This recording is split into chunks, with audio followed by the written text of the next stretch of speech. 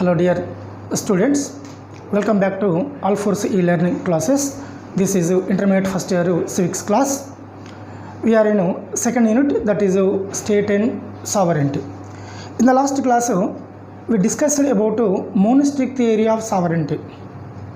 It is also called as Austin's theory of sovereignty and legal theory of sovereignty also. This theory was proposed by whom? John Austin. It is also called as legal theory of sovereignty and monistic theory of sovereignty. So what are the important features of this theory? Number one, sovereign is a determinate human superior. That's the one. Two, sovereign receives habitual obedience from bulk of the society, means from all the people. Three, sovereignty is indivisible, means not divisible. Sovereignty is absolute, unlimited and unquestionable. 5. Sovereignty is essential to political society. Here what is political society? State. Then law is a command of sovereign. Whatever the command is issued by the sovereign is called as a law. And last one is the subjects have no right against the state. These are the features of monistic theory of sovereignty. And this theory has been criticized by so many political philosophers. So what is the criticism? 1. A determinate human superior is unhistorical. 2. John Austin opposed the democratic spirit. 3. Indivisibility is not real. 4. Sovereignty cannot be located in democracy. State is not supreme. Last one is customs and traditions are ignored by the John Austin. Due to these reasons, his theory was criticized by so many political philosophers. So these points we will discuss in present theory, that is called as a pluralistic theory of sovereignty, or it is called as a pluralism. The criticism of John Austin theory is nothing but pluralism. So here, first of all, so today's topic is pluralistic theory of sovereignty. It is also called as pluralism. At first, this theory was proposed by von Geierke. Von Geierke was the first political philosopher who proposed and popularized pluralism. He was the first political philosopher, namely von Geierke. After him, some other writers like H.J. Lasky, Maitland, Herniman, G.D.H. Cole, Lindsay, Miss Follett and others developed this theory. So all these writers are called as a pluralist. Why they are called as a pluralists? Because this theory was developed by these writers, and so these writers are called as pluralists. Then these pluralists proposed and popularized this theory based on certain factors. These factors influenced the proponents of the pluralism. So which factors influenced these pluralists? Democratic spirit,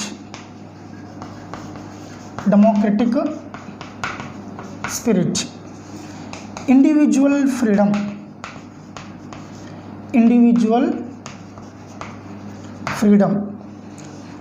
separation of powers,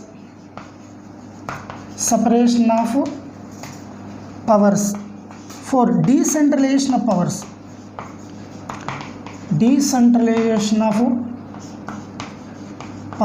etc. So these factors influenced the proponents of pluralism. Based on these factors, they developed the pluralism. Clear? Now, what are the important principles of this theory? What are the important principles of this theory. First one, the state is one among many associations. Yes, in the last class I explained a number of times. In every society there are so many associations, like social associations, political associations, economic associations, cultural associations, religious associations, etc. So here state is what type of association? It is a political association. Political association. So according to pluralists, according to whom? Pluralists, the state is one among many associations. Many associations. Hence, pluralists said that state does not have different features, status and significance apart from other associations. It means they equated the associations with state. They equated the associations with state. How the state is useful to the individuals, in the same way other associations are also useful to the individuals. Hence, they equated the other associations with the state. Clear? Now, state formed to fulfill the political needs of the individuals. In the same way, the individuals joined in the various associations to fulfill various types of needs. Hence, according to them, state does not have the different features, status and significance a part of other associations. Then, pluralists said that like state, associations will have liberty and freedom. Liberty, freedom and powers also. Liberty, freedom and powers also. It is the first one. Dear students, here I am explaining different types of principles of various theories, like monistic theory, now pluralistic theory of sovereignty. Okay, their views are applicable or not for a present situation. That is a secondary thing. But we are studying their views or their opinions only. Whether their features or opinions are applicable to present world or not, that is a secondary thing. But we are studying the what their opinions in the subject only. Now, second is society and associations were not created by the state. Yes, some associations are there in the society. They were formed before the origin of state. Example, family is there. Family is a social association. Family is a social association. And according to pluralists, some associations were not created by the state, like family. Family was emerged before the origin of state. Clear? Hence, state does not have the power to dissolve them. Dissolve means cancel. So, the state does not have the power to dissolve the other organizations or other associations. So, according to pluralists, associations were not created by the state. Hence, state does not have the power to dissolve them. Here, dissolve means cancel the other associations. And third one is state is federally structured. State is federally structured. In federation, what will happen at first? So, what is federation? Okay, according to federation, we will understand this third point. Federation. Federation is a state in which the total powers are divided. Powers are divided between central government and state government. Central government and state governments. Hence, Here what will be happen? In federation the total powers are divided between the governments. Which governments? Central government and state governments. In the same way, pluralists said that the state must act like that. Means the state must distribute the powers among different associations in the society. Clear? According to pluralists, powers must be divided between the associations. It is clear? It is third one. And fourth one is, sovereignty is not the exclusive possession of a state. Yes, in the first point already I said, state does not have the supreme power, because the pluralists consider the associations equal with the state. Hence only the state does not have what? Supreme power. Hence the state does not have the supreme power over all associations and institutions. Clear? According to pluralists, state does not have the supreme power over individuals and associations. Then sovereignty is not absolute and unlimited. Once again I am saying what Austin's point. Okay, Austin said that sovereignty is absolute and unlimited.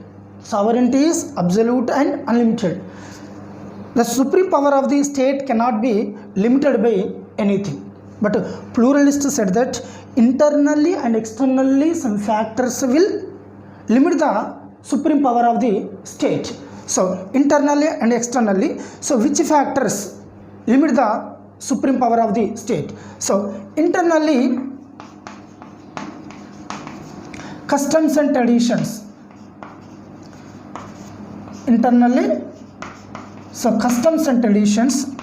Externally, international laws and agreements.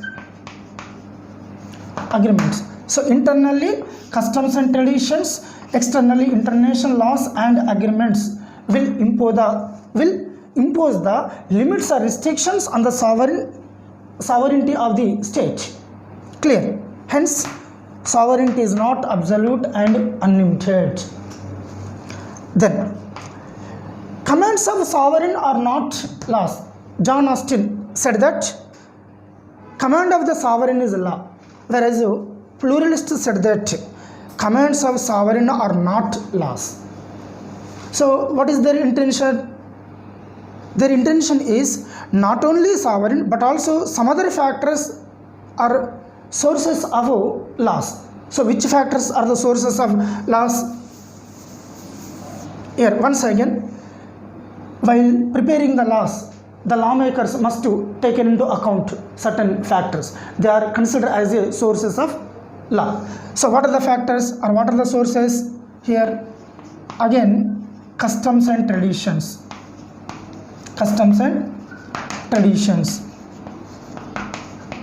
Religion. What? Religion.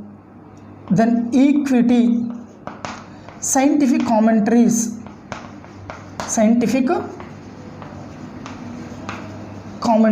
etc.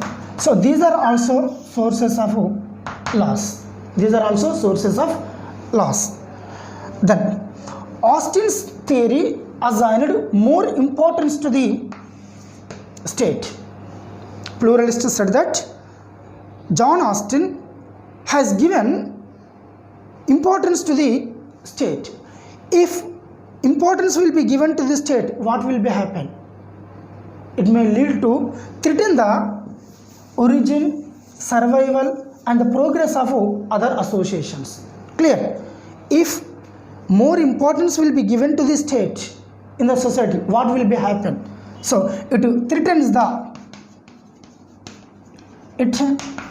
threatens the origin, survival and progress of other associations.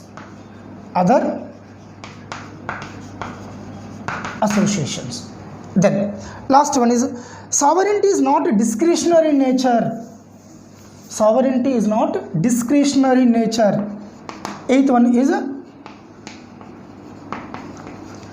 sovereignty is not discretionary in nature. So according to pluralist, state does not have discretionary powers. State does not have discretionary powers.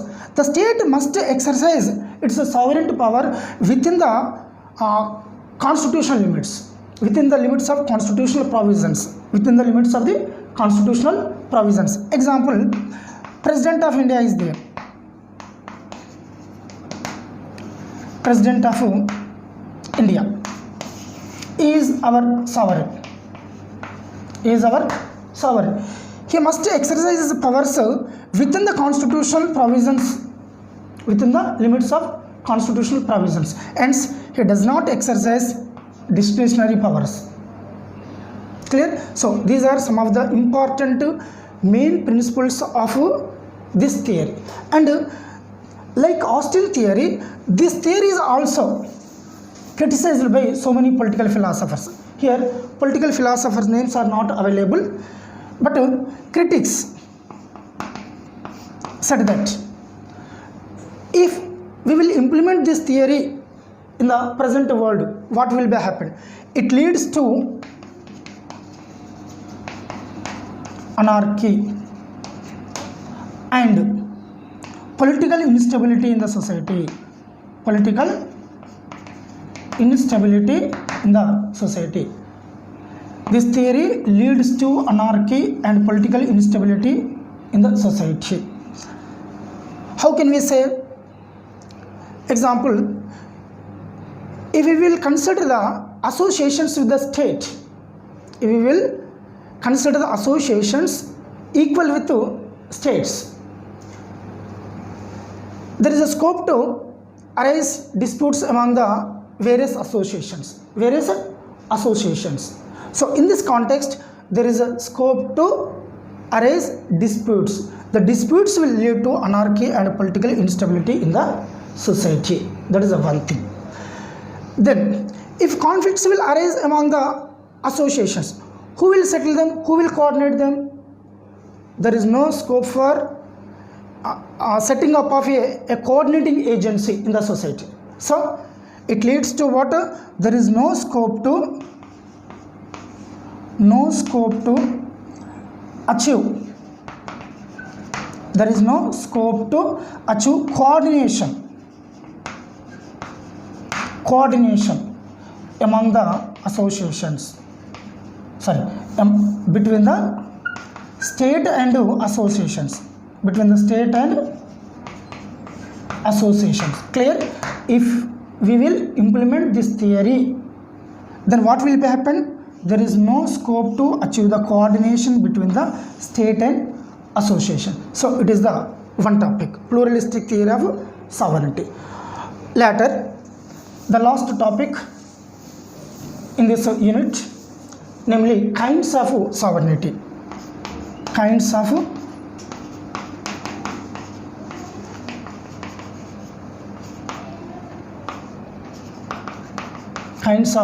sovereignty. So there are so many types of sovereignty. According to our syllabus, there are 7 types of sovereignty. Number 1, nominal sovereign or nominal sovereignty. So what is nominal sovereignty? So before going to explain these types, we must remember, so what is meant by sovereignty? Sovereignty means the supreme power of the state. So what is nominal sovereignty? Nominal sovereignty means the possession of sovereignty in name only. What? Possession of supreme power only in name, not in reality. Example, one person will exercise the sovereign power only in his name, then he is called as a nominal sovereign. Nominal sovereign. How can we define nominal sovereign? Nominal sovereign is a person who exercises the supreme power on his name. Who are the best examples? King or Queen of Britain. Second, President of India. The President of India. Then Emperor of Japan. According to Constitution, they have the constitutional powers, but in reality they do not exercise them. Their powers are exercised by some other authorities. Example, in India and Britain, prime ministers exercise their powers. Hence, King or Queen of Britain, President of India, Emperor of Japan are the best examples for nominal sovereign.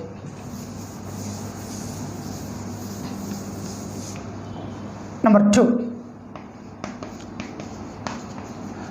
real sovereignty. Like nominal sovereignty, real sovereignty means the possession of sovereignty in reality or actually. What? Possession of supreme power in reality.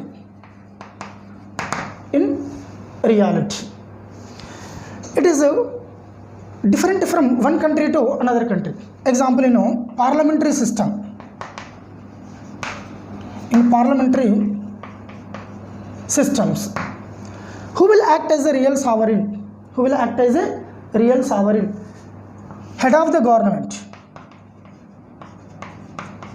Head of the government will act as a real sovereign. Example, in India, who is the head of the government? Prime Minister. In the same way, in Britain, Prime Minister. They act as a real sovereign. Whereas in presidential systems,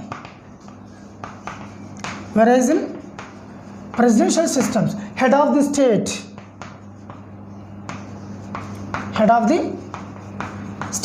will act as a real sovereign. President of America is the best example for the real sovereign.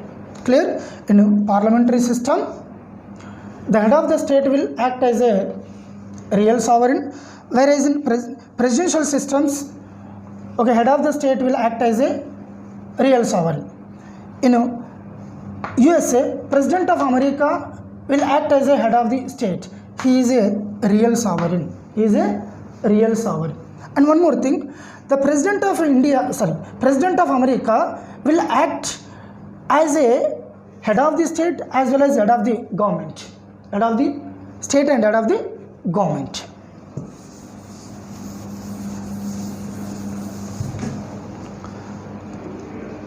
And third one, legal sovereignty. So what is meant by legal sovereignty? Legal sovereignty means the sovereignty which has legal basis. If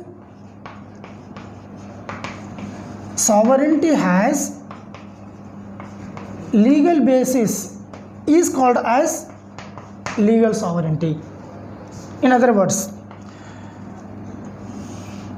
the sovereignty which has constitutional recognition is also called as a legal sovereignty. Here first one is legal basis, that is law. In other words, if the sovereignty has what? Constitutional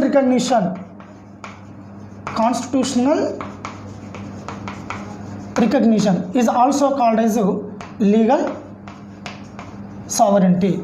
Clear? Here there are 2 points are there. If the sovereignty which has legal basis is called as legal sovereignty. In other words, if the sovereignty has constitutional recognition is also called as legal sovereignty. So this sovereign has power to issue the highest orders in the society or in state.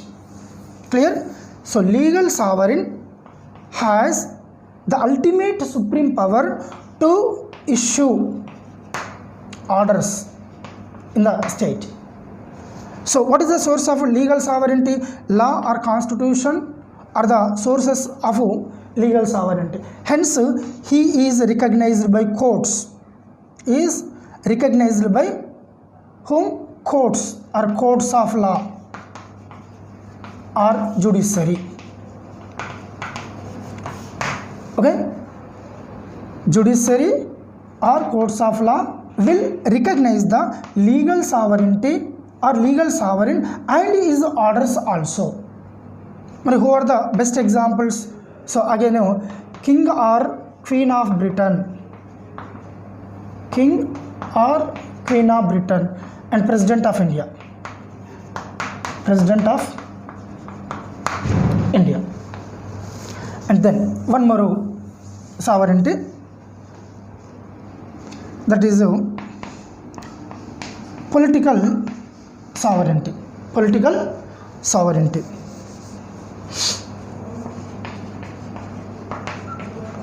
Political sovereignty. Here, who is called as a political sovereign? Actually, in democracy, it is highest. Even though it is highest in democracy, it is not clear. It is not clear.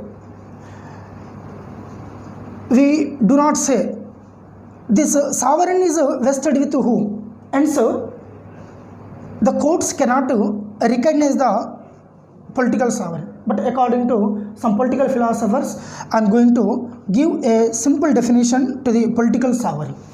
Okay, who is called as a political sovereign? Now, a person is there. Example, a person to whom the people express their obedience in political society, in political society, then such a person enjoys political sovereignty. It means this person will enjoy the political sovereignty. This person is called as a political sovereign. Here, a person to whom the people express their obedience in the political society, such person enjoys the political sovereignty. Hence, such person is called as a political sovereign. Such person is called as a political sovereign. It is another one. Next one is de jure sovereignty. De jure sovereignty. De jure is a Latin word. De jure is a Latin word. In Latin language, de jure means authority exercised according to law. So what is the meaning of de jure? The authority exercised according to law. So based on this meaning, I am going to explain the de jure sovereign. Who is called as a de jure sovereign? De jure sovereign is a person who exercises the supreme power according to law. So here he is also recognized by the courts.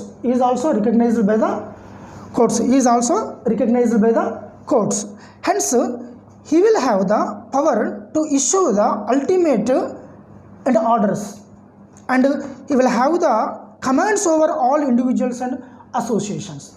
So here also, who is the best example? Again, the President of India.